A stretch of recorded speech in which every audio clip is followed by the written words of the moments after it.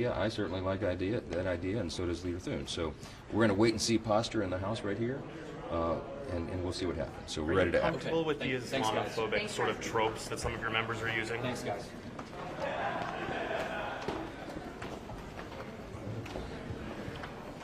Any interest in listening to the actual nuclear physicists in the U.S. Congress? Very interested. Okay. Yeah. So I'm Congressman Bill Foster. I'm a PhD physicist. I worked for 25 years at Fermi National Accelerator Lab, designing giant particle accelerators. I know this technology pretty well. I was very disappointed that we learned very little about the high inventory of high enriched uranium, 60% enriched uranium, and its whereabouts, and what that meant for the breakout time to Iran's first nuclear device. There is, I think, frankly, very over-optimistic portrayal of what was and was not accomplished by this mission, because we do not have understanding and control of where all of that material is. I remind everyone that the 60% enriched material, while not weapons grade, is weapons usable.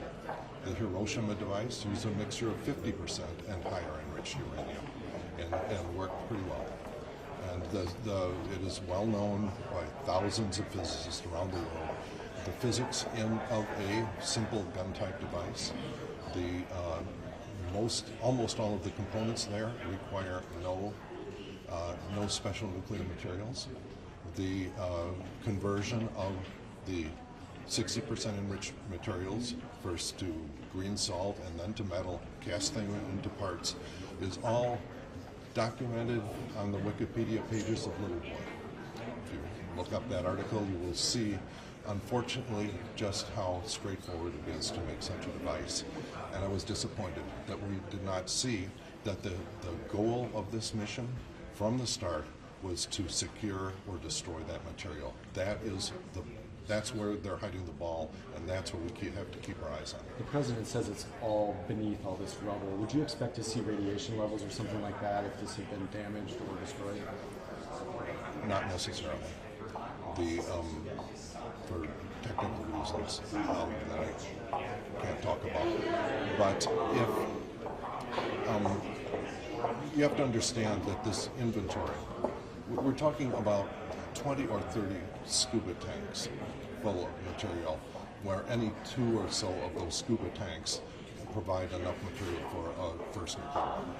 That is what we're trying to understand, where the location is and the disposition of it in a situation where the intelligence may or may not be complete. When the president says it's very difficult to move that stuff, do you buy that, or do you think that those are the type of tanks that could have been moved out? To the extent that he was listening to competent technical people when he made that statement, he must have been referring to things like centrifuges and other infrastructure.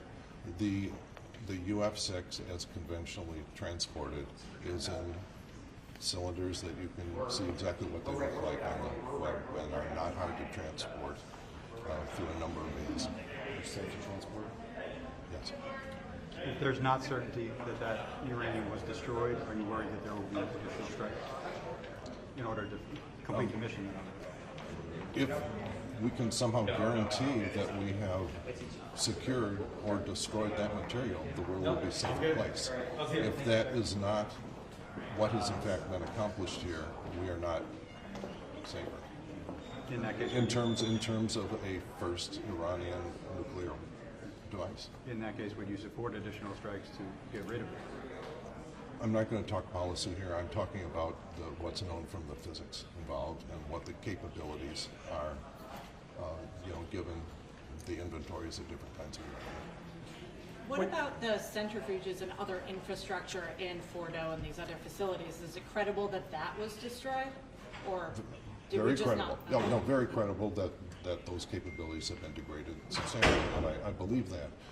The centrifuges and other processing is irrelevant if you have a large inventory of 60% enriched uranium. That's point one.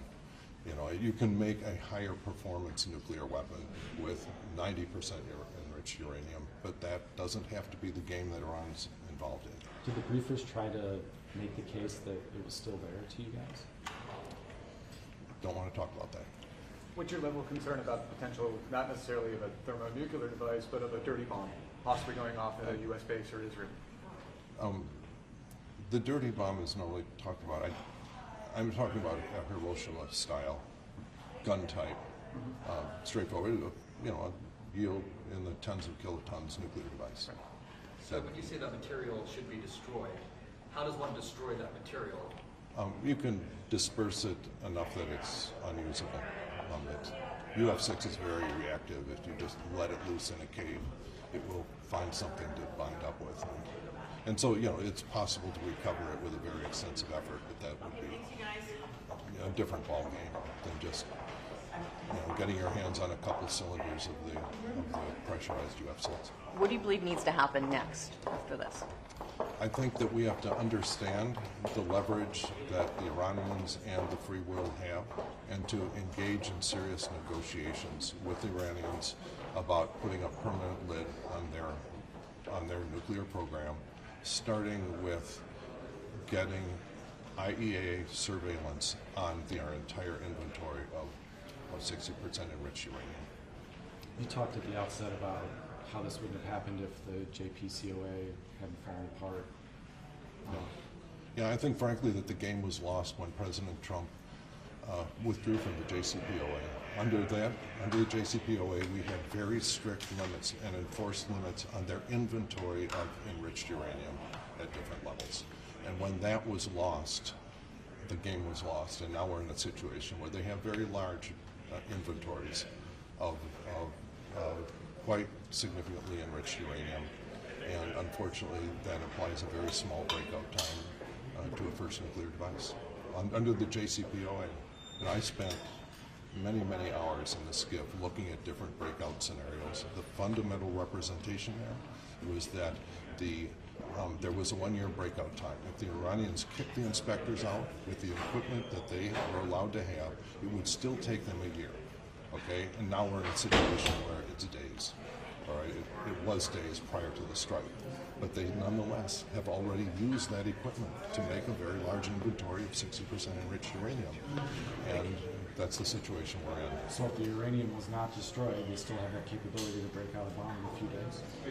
In a very brief period of time. What's your level of concern about that? Enormous. What's a very short level of time? It depends on how much work they've already done.